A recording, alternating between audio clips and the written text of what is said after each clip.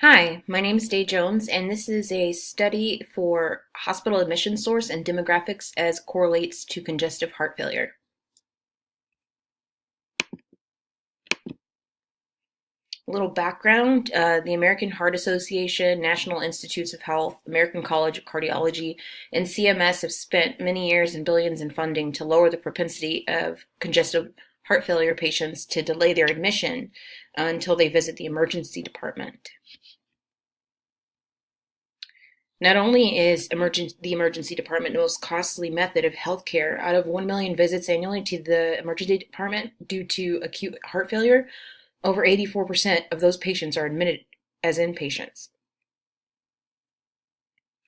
CMS and other payers have measured the rate of incidence and find that those over 65 years of age are more likely to have CHF, while females represent over half of those with left ventricular systolic function.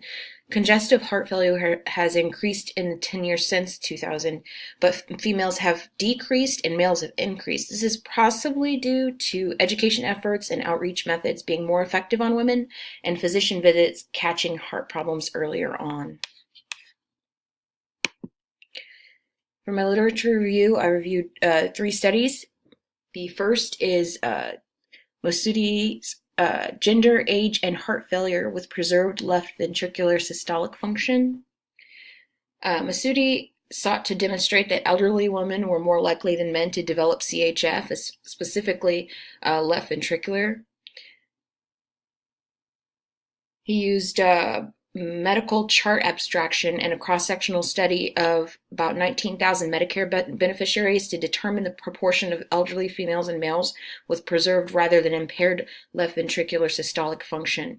The research concluded that the condition was more prevalent in elderly women, adjusting for demographic and clinical factors. Next is Collins with the identification of emergency department patients with acute heart failure at low risk for 30-day adverse events. Collins raised the question of whether patients low risk for 30-day adverse events with acute heart failure could be safely discharged by developing clinical decision tools, which were not prominent at the time of this study. The study examined 1,033 patients and utilized hierarchical models to determine the complications which increased risk, namely acute coronary syndrome, revascularization, dialysis, mechanized cardiac support, CPR, and death to determine at-risk patients. They found that this methodology for determining safe discharge from the emergency department is effective when used with other clinical decision-making strategies. And lastly was the study titled Factors Identified as Precipitating Hospital Admissions for Heart Failure and Clinical Outcomes by Fonarow. Fonarow identified factors determining health outcomes after admission with CHF.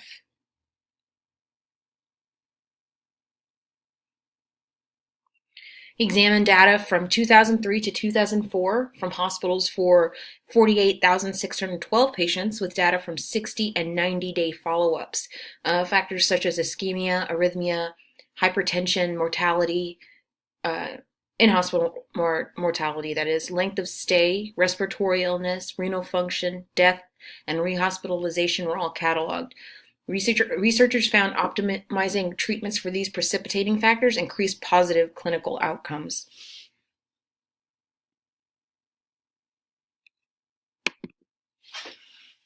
Now for methods,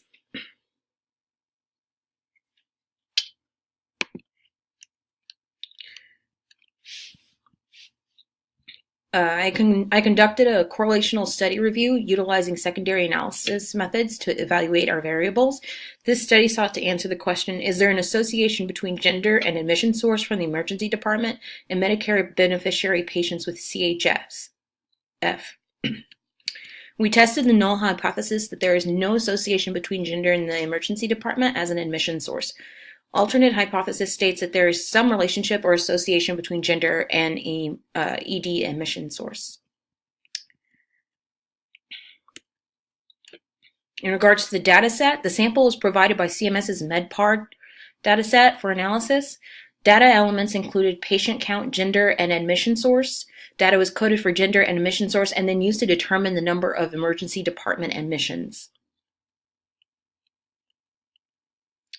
The way we conducted the analysis, descriptive statistics test included initial frequency distribution tables for admission source and gender, which were created in the form of pivot tables using the coded data. A frequency bar and pie chart for CHF patients according to gender and admission source were then examined. Inferential statistics for categorical variables dictated the use of the chi-square test to whether as to whether the results from the data sample could be generalized to infer about the population as a whole. Observed and expected accounts for emergency department admissions according to gender were manipulated into pivot tables. And then an Excel data analysis was conducted using the alpha level of 0.05 and critical value of 3.841 with a determination of 1 degree of freedom in the contingency table that was used.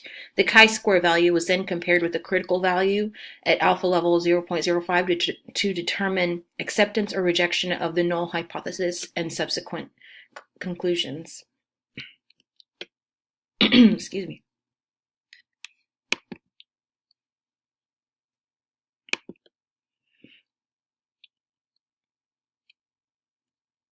If we take a look at our results, the sample consisted of sample size of 390 Medicare beneficiary patients, 198 of which were males, that's 50.8% of the sample, and 192 were females, that's 49.2%. The data was from 2009 and represented all beneficiaries utilizing hospital inpatient admission that year. In this study, emergency department admissions represented 45%, physician referrals 36%, clinical referrals 1%, hospital transfers 11%, skilled nursing facility transfers 5%, and other facility transfers 2%. So as you can see, the emergency room was 45%, nearly half of the distribution of admission source.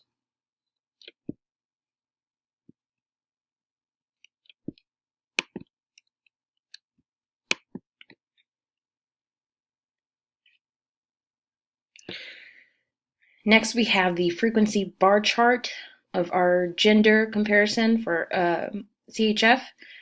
198 of those patients were male and 192 were female, so roughly half on both sides.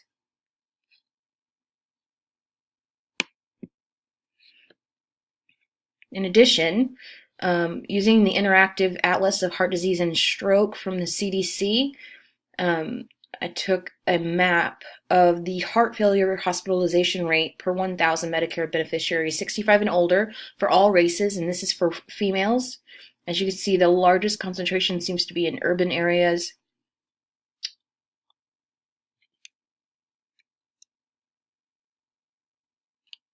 And here we have the same interactive atlas, but for males. And this is from 2012 to 2014. It seems about even.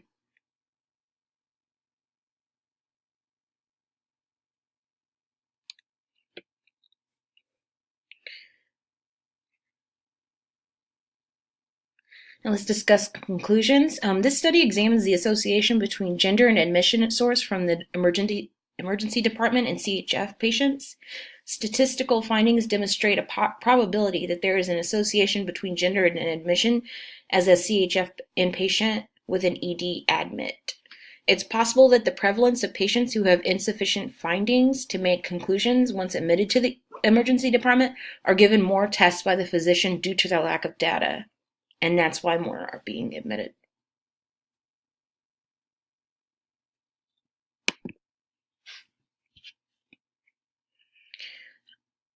Research questions, whether or not they were answered. I believe the research question was answered, but I believe it was also inconclusive simply because the limitations of the data, and I'll go over those limitations first. There's a lack of sufficient sample size.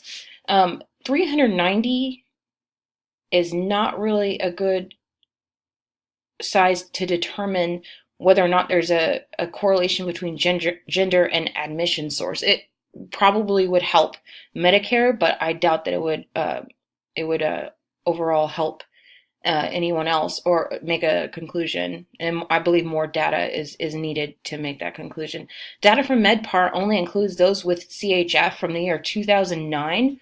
Using just 1 year would probably give some conclusivities as far as diagnoses, misdiagnoses, or people who progress to CHF soon after, and they may have been excluded from that data as well. Limiting the data just to Medicare beneficiaries is not indicative of the population as a whole, and I felt that the research question was directed toward all CHF patients rather than just Medicare beneficiaries.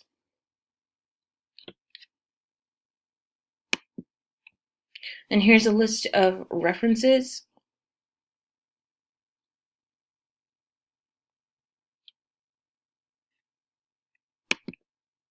And the next page. All right, and with that, I will go ahead and close out. Thank you so much for your attention and have a good day.